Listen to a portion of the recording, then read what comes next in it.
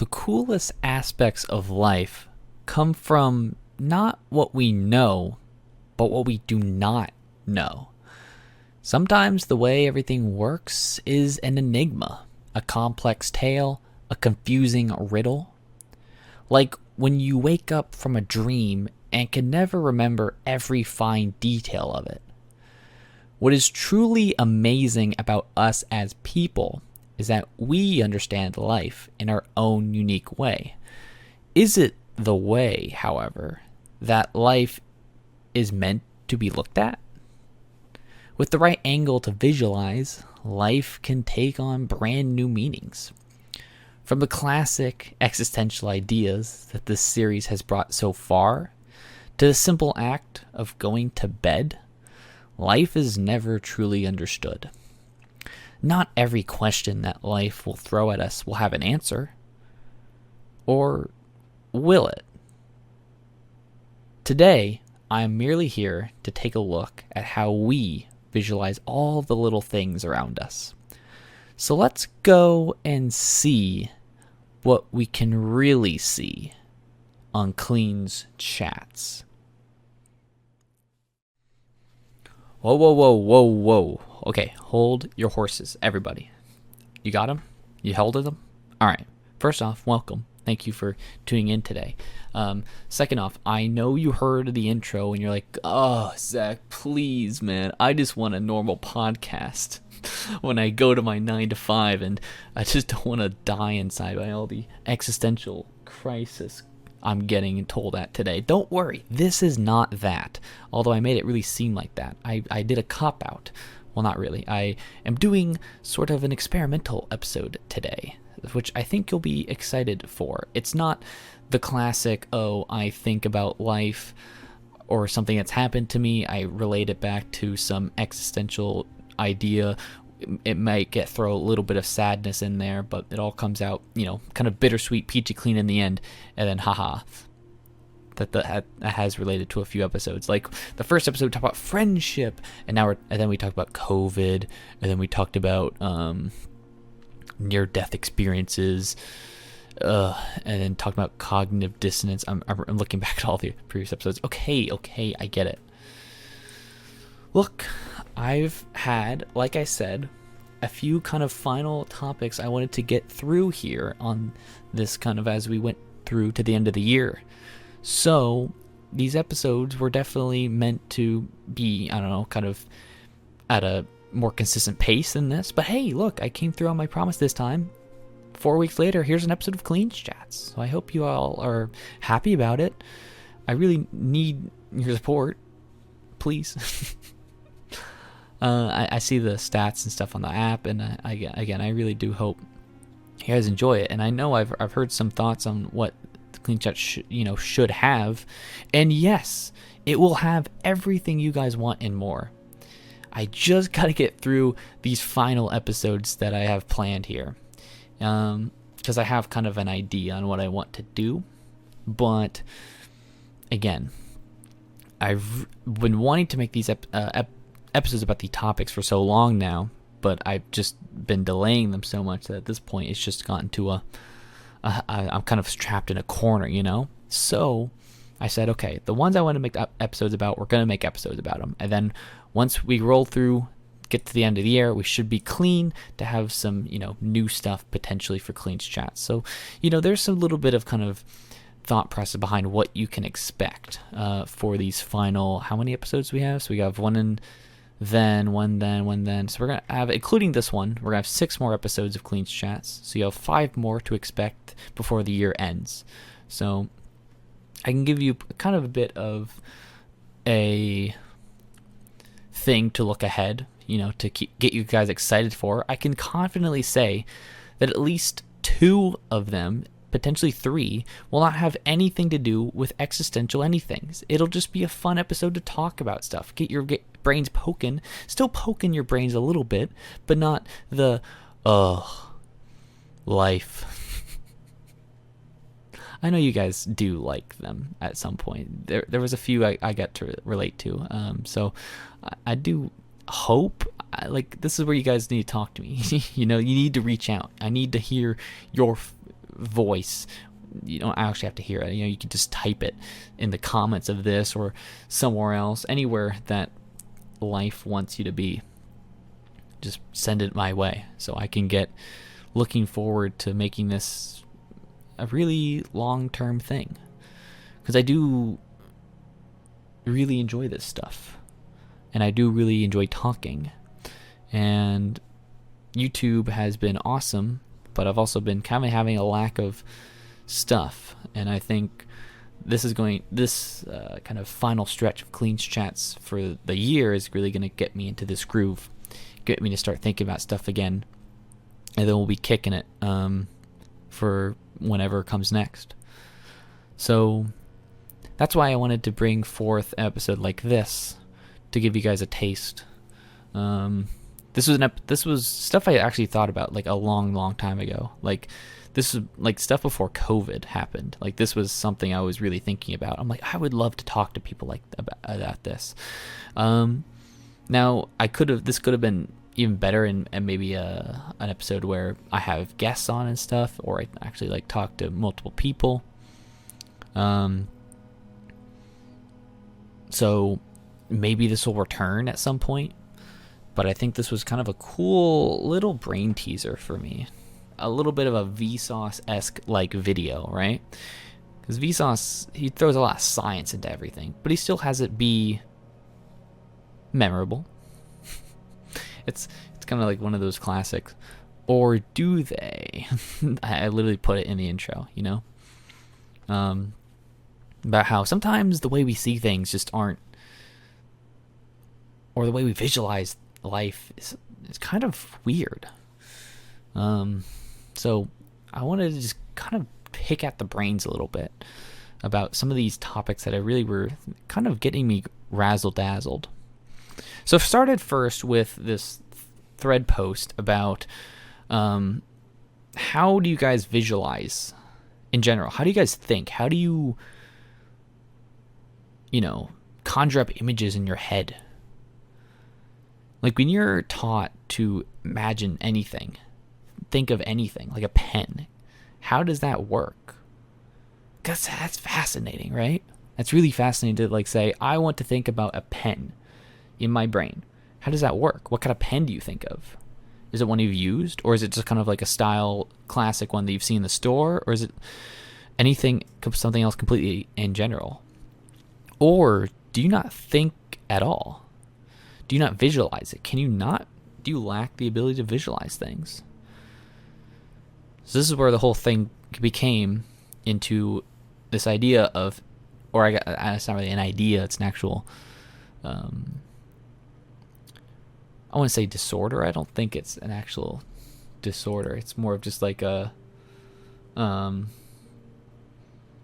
way people see things. It was called aphantasia, where essentially, right, you're told to think of something like an apple, and how do you see that apple in your head? What actually pops up when you think of things? Because thinking's so crazy. It's so complex. How do you describe what you're thinking? I'm thinking of an apple. But like do you see an actual apple?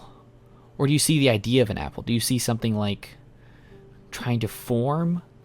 Do you actually see colors in your head? Can you conceptualize it, or can you just actually see something? You're like, I know what an apple is. Yeah, it's,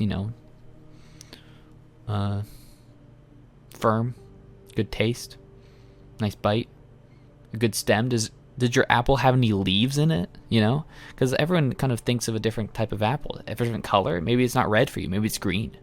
Maybe it has a bite taken out of it. Granny Smith apple is a certain type, got a nice shine on it. Where is it? Is the apple just floating?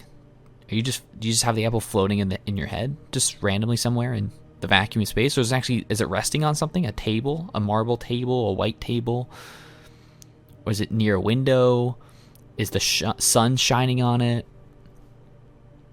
Right? This is kind of a cool exercise, I feel like, to kind of I don't think therapy uses this or like any of those kind of psychologies, but I think it's kind of cool. They do those things where it's like, I see a bunch of blobs. Like, what is this? What is this? A butterfly? Oh, well, I can obviously tell that you like playing Fortnite. You're like, what? That doesn't make sense at all. How does that work? But I think that's really fascinating how some people can't conceptualize anything. Like, they can't visualize anything. They can't visualize an apple. They can't visualize a table. They can't visualize someone maybe picking up and even eating it, like an action. Because again, it's kind of hard to really describe it, right? That's the even trickier part. For the people who can visualize it, how do you even describe what's happening? But for me, I feel like I can really visualize everything. Every little aspect, every little detail, the shine on the apple. I'm closing my eyes and kind of doing it as I'm recording. A table. Someone could pick it up and take a bite out of it. Sure, it's not like a 60 FPS, God tier thing, but like there's waves of colors, motions are being thrown about. Kind of like that scene in Ratatouille where the colors just started going off and about.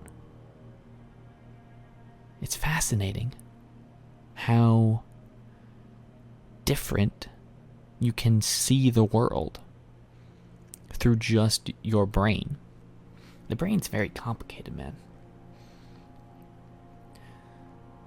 And when you get kind of on this train of people not being able to see in the right way,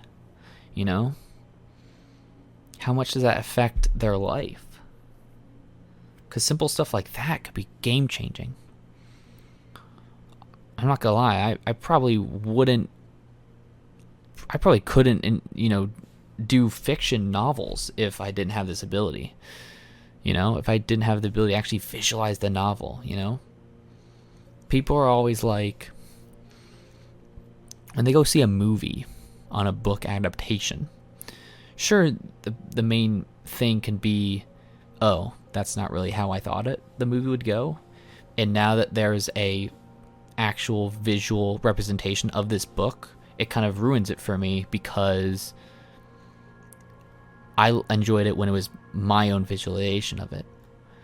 Honestly, that's kind of the big main thing against book adaptations into movies, is that people got to have their own unique tale, own unique idea of how this story went, how everything looked, how all the characters were. But then when there's an actual, they did it for me. They made it where I didn't have to really visualize it. But why does that make it worse? That's just life. I feel like that's the main reason. Well, obviously sometimes, movies are just sometimes not as good as the actual story. They cut a lot of stuff out. But I feel like that's one of the big reasons, right? Is that people had an idea, a whole conceptualized world in their head on how everything looked, but didn't match what was on the screen. And so I feel like if I didn't have the ability to actually even visualize the book at all, visualize how the story went, I just don't feel like I'd be able to enjoy novels as much. Now, again, I don't know if this is actually concrete what is, the idea of it, I feel like people with aphantasia or like the ability to not really visualize imagery in their heads like that, I feel like they could still read and still conceptualize things that are happening. But it's kind of hard, right? Because the people who have this thing where they can't visualize can't really describe it well, but the people who do also can't really describe it well. That's what's so crazy, is that we have knowledge and access to all these different ways we are going and identifying and thinking about life, but we can't truly describe it.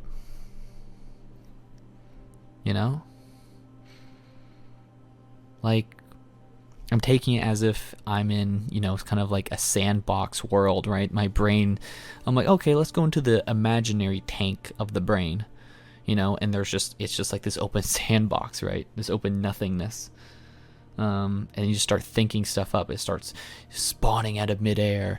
It's like, what? This is so weird. This is another one of those just things where you really start to think about how you do things. It's just like an absolute, like, what? I'm kind of confused. And so this was really kind of dragging me for a while when I first discovered this kind of idea that people can't think about stuff that way. Because I was like, okay, an apple. I saw it. I'm like, okay, visualize an apple. I see it. I see the red tint. I can see everything about it. It looks kind of nice. It looks like a good apple right there. And then I'm in the comments, like, people are like, I can't see anything. You're like, what? You can't see like anything. You can't imagine anything. So that was really wild to me, just how that can digress into that idea that sometimes what we can see is not what everyone can see. And that's a whole theory, right? That's the whole thing.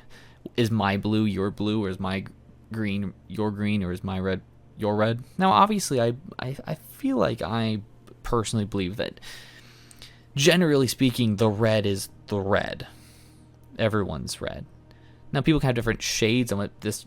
That kind of depends on how's people's, everyone's kind of eyes are working, so on and so forth. And then there are like things like color blindness, right? Where they still see the red, but it's skewed. It's skewed to different, hues of light. I don't really know 100% how color blindness works. I never personally actually done research on the color blindness. I assume it has to do with the scones that are in, the eyes, right? The scones that are in the cornea. Man, I'm trying to remember biology and science right now. My life depends on it. It depends on a Clean CHATS episode, man. You got to get that done. But it's very fascinating,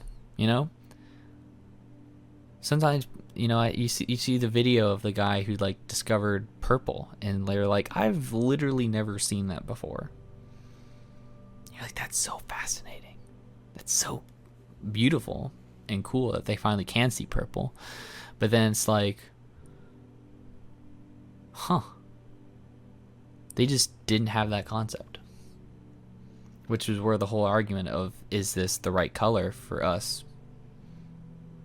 really works. And I still think it probably does, because the fact is those glasses made him revert the hue of light back to what we see, which might be what it actually is.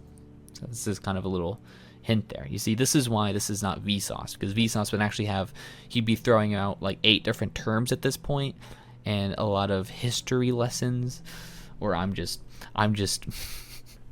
here meandering about, throwing out some wild hypotheticals. But I'm still making things interesting. See, that's just really cool about it. Is that how we can visualize this idea, this landscape, this world, but it's not the same for everyone.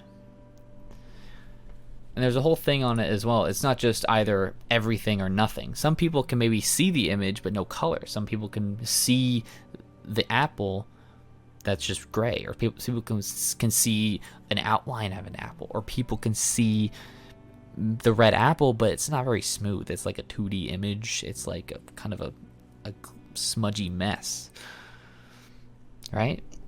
And I don't know if that's something you can train. Can you train your brain to visualize things more effectively, to really think about something and get better at it? I don't know. That's kind of another little cheeky aspect of how we can see things without seeing them.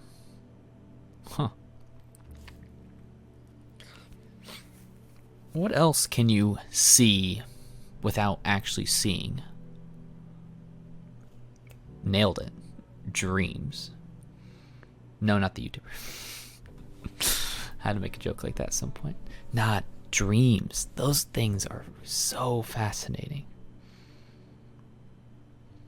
I have a kind of a genie list. It was an exercise for my mental toughness coach about wishes, genie wishes, just in general. You had a bunch of wishes. What would you wish for? Stuff like that. One thing that came to my mind is I would love a way to view my dreams, just completely view what the dreams are, what happened in them. Are words even being spoken in them, or am I just trying to imagine words in the dream, and they connect to my brain and they spewed out words, even though words were never said to begin with? Or are there colors? Are there characters? Am I in it? Or is it just kind of like a first-person experience? Wow, the dreams are so cool. Like if you could have a remote and you could like upload your brain to the TV and say, "Oh, I want to check out the dream I had last night," and you can just watch it. I'm like, that's hours of content. Because sometimes you don't know how long dreams last. Sometimes dreams feel like they lasted so long, like hours and hours, but sometimes they only lasted 30 minutes? Because when you're in the REM sleep. Thank you, psychology. It's really cool how we can imagine us dreaming about life and so many things, and we can imagine people. People sometimes will say, "You were in my dream last night,"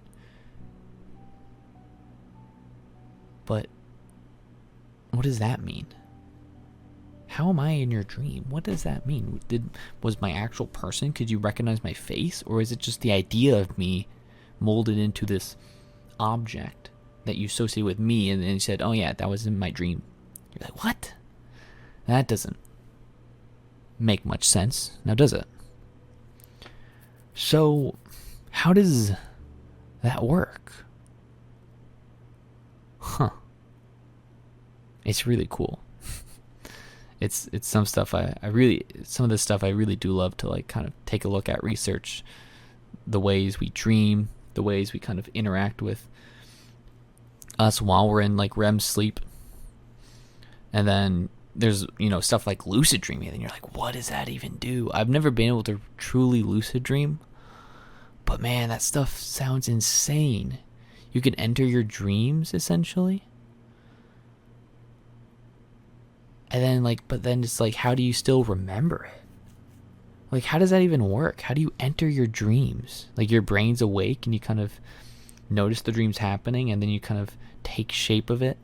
You can actually visualize it into whatever you dream of. Kind of same thing what's going on with the apple, maybe. Visualizing it into, whatever you can think of. That might just be it. So it's you are kind of there, but you're also kind of not there. While yet to lucid dream, I have had kind of sleep paralysis before, and that's a really funny feeling. I think I've had it a few times, but the most vivid time I remember having it is that I was reading a book for school, catching up on a chapter I needed. It was pretty much the last thing I needed to do for my, for all the homework I had. Now, me being a classic, responsible high school student with 5 AP classes, of course I finished this book at around 4 a.m. 2.5 hours before I had to wake up. Yep, that's me, all right. So, the cool thing is that, well, I don't know if it's necessarily cool, but I started to really just struggle to finish this book. I was like, okay. Luckily, I have time in the morning, and I know generally what's going on in the book, so it'll be okay. But at some point, I just was asleep. But not completely. I was struggling to stay awake. I think that's what caused it. I was struggling to stay awake so hard to keep reading the book, is that I got myself stuck in this kind of phase where I was both asleep and awake. and I was like, I could see the room around me still, but I literally couldn't move anymore.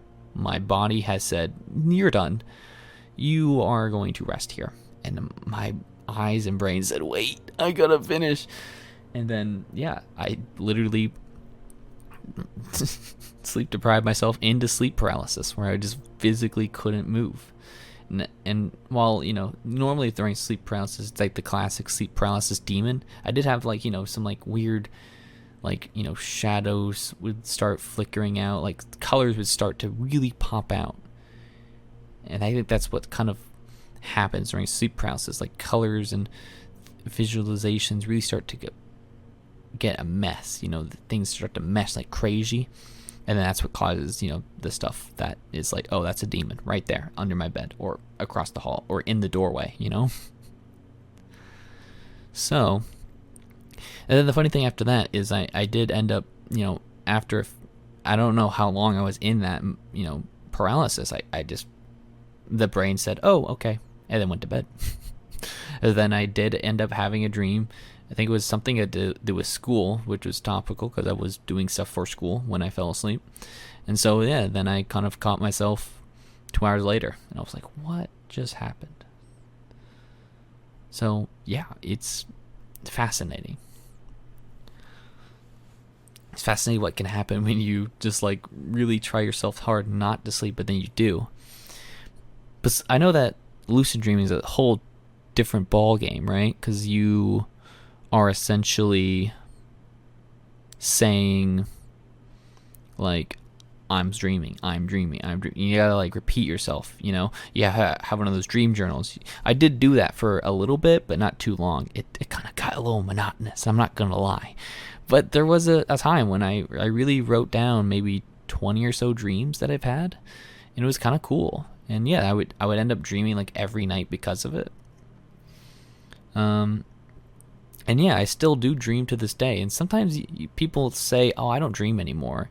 That past was over," And I feel like there was a time when I didn't dream, but then now I am dreaming again. It's like, what? Like, how do you recall that in your brain so vividly? It's so weird. So, yeah, I was like thinking to myself, am I dreaming? Am I not dreaming? I don't know what's really happening. So we'll just deal with it.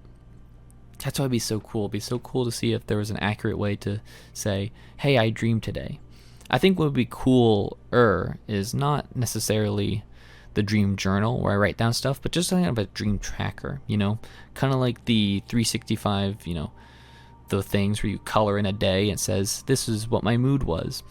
One for those, it just said, did I dream last night? And I would just quickly wake up before the, 5 minutes that the dream would go away. I'd write down, did I dream today? And you can kind of keep a little track of how often you dream, because I feel like that's really cool. And I think it's really exciting to dream. I feel like your brain's really kind of just oozing out all the good stuff with that, right? That's kind of your brain's kind of music in a way. The dreams are just brain music. That's kind of a weird analogy. Put that somewhere. Has that been said before? I don't know, man. I'm claiming all the great quotes. Don't check me out in clean citations or ye old sayings, all these great quotes that I'm just spitting for y'all. But I think the coolest thing is that like people can just direct their dreams in a way that just doesn't even make sense to me, because I've been saying all these terms about dreams and visualization and talking about life, and we still don't truly know like what I'm even like talking about or how that even works. And that's so dang cool that we just can't truly understand it all, but we're thinking about it. So yeah, I'm very fascinated with this idea of dreaming and this idea of visualizing how as simple as an apple could be, or how we can kind of write down dreams and become accustomed to dreaming so much that we actually start to direct them like a movie. That's why I feel like it would be cool to have them on the TV. You're like, oh, play me that movie from last night. Ugh. I think there's an even cooler thing about this, which kind of plays in a sleep paralysis. But okay, so let's say a scenario. You're not sick, but I do remember this happening to me a number of times when I was sick. Let's say you're just really tired, and it's like not necessarily like going to bed tired, like you're having a nap, or you're really just struggling. You're kind of going through something like a long day of work, or you were actually sick, and kind of on the other side of getting up from a nap, or you're about to go into a nap. You have those patterns start to emerge, like you're kind of like not there anymore, kind of like having an out of body thing, where you just start seeing things. You see patterns, you see shapes kind of forming, you see things moving in a certain way that really like tickles you into like a no man's land. Like you can't really explain it. I had these a lot as a kid. I had these like definitely like near the late end of the day, like all the time. I don't know where I had a link that would tell me. Okay, apparently this might be what they're called. It might be called hypnagogic hallucinations. Hypnagogic. It beats me on the pronunciation there, but basically it's like imagining really visually realistic objects or visually intriguing designs or patterns just kind of floating through your brain before you like sleep, when you're basically like as you're kind of fading off. And these are really weird to me because unlike dreams, they're really like solid. Like you can really feel them, and you can really recollect these like experiences. Like to me, every time I had one of these, I'm like, what? Like I'd think about it for days after. As a kid, I was like thinking, what was I really thinking there? It's like in the states between falling asleep and waking up. I'm kind of like reading about it. Apparently it says you might have a disorder. Potentially. I never really had noises. It says you could also have like stuff like you could feel it, or you could hear it, or you could taste it, like stuff like other senses. I never had it in that sense. I might be able to touch it, but I think it was mainly sight with a tiny bit of touch. Like I could never hear, taste, smell anything, you know? Like it was always just like just weird patterns would start to form, and it usually happened when I was like kind of in a big bed, you know, kind of I was just like sinking into the bed, and this stuff started playing around me, and that stuff just became really like fascinating. I've never like scared of them. They just felt like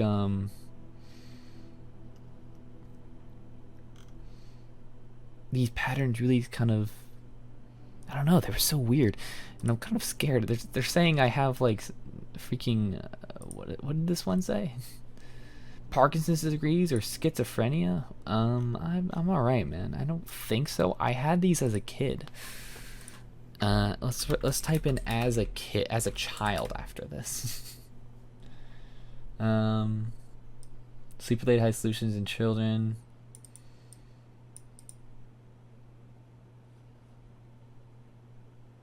I don't know. There's a lot of fascinating stuff about it. They were all very harmless. Again, it was just like when you're really, really tired, like that on that edge. Like that, it's a very fine edge to balance. And I feel like mastering this is what can get you to lucid dream. So the fact is that I had these as a kid might me led to believe that I might be able to do something with them, but we'll have to do more, experimentation on it. But yeah, that stuff was really fascinating. So I really want to hear back on everything I've said so far.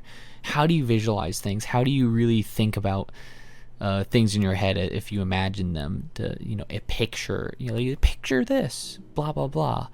Do you actually picture it, or is it just nothing there? Or like, how do you, kind of dreaming? I know a lot of people who have lucid dream before, kind of what kind of state you really are in to have that happen, or what kind of patterns do you see as you're falling asleep? Because that stuff, the pattern stuff especially, that stuff was just kept going on. And even as, an adult now, I've still, every so often, I remember having one or two of them, so I'm like, what is happening? So I feel like that stuff's really cool. I'll definitely do more research about it, probably, like, after. About it all, and I'll get told you're crazy. But yeah, I think the way we can see things, the way we can visualize life, is really cool. And the fact that we can all kind of do it differently is insane, right? Makes us more of the more unique people that we already strive to be, right? We go from the way we dream things to the way we even just think about a pen or think about the day. That's another thing too. Like, how does that work with, like, memories? How does it work with, like, experiences? Like, what's, like, one of your finest experiences from this year, one of your greatest experiences from this year, and how do you visualize that? Is it like a complete motion picture, or things blend, things go a little wonky wooey? I don't know what that word even means. This is why we're not Vsauce and we're not a scientist, because we say things like wahi wooey. Or like, or maybe sometimes, dare I say, if maybe you go to a bad memory you had this year. But I don't know if you bring that up, but hey, that means you got past that bad memory, so that means the worst is behind you. Don't worry, you guys worry. But, like, is it just a motion picture, or is it like emotions come with it, kind of twist that memory into something more fiendish, right? Because the way, like, maybe things are, like, happier because you've thought about them, and you're like, wow, and then it's all like a nice sunshine and rainbows that are around the conceptualized image. Stuff like this is so cool. How we can just consistently think of things like this in our own unique way. The simple way of going to bed and dreaming about anything and having our brain just go insane at anything, potentially, from maybe past memories or experiences that you've had to just thinking about in every random object that you might have never even seen before. I've personally never seen the Burj Khalifa in, is it called that? I'm gonna look like an idiot, but the Burj, in Dubai, that building, I've never truly seen it in person, but I can visualize it. I've seen pictures, so I can kind of visualize what it is, but I've never really visualize what it actually is, because I've never been there. So that kind of stuff builds on to create new pictures. So, it's really cool. So definitely tell me in the comments how these pictures are. What kind of pictures are you accumulating, and what are you actually discovering with the way you think about things, the way you visualize life? Is it so red and colorful as the apple, or is it black and white, maybe filled with nothing? I think either way, people can still have amazing ways to really think about life. So I don't think having this lack of it will necessarily hurt you in the long run. I think we're all really cool. We all have a picture to build, Picture this. Well, what kind of puzzle are you crafting with that picture? And as life shows, we don't have all the pieces to it. This puzzle is very, very unsatisfying.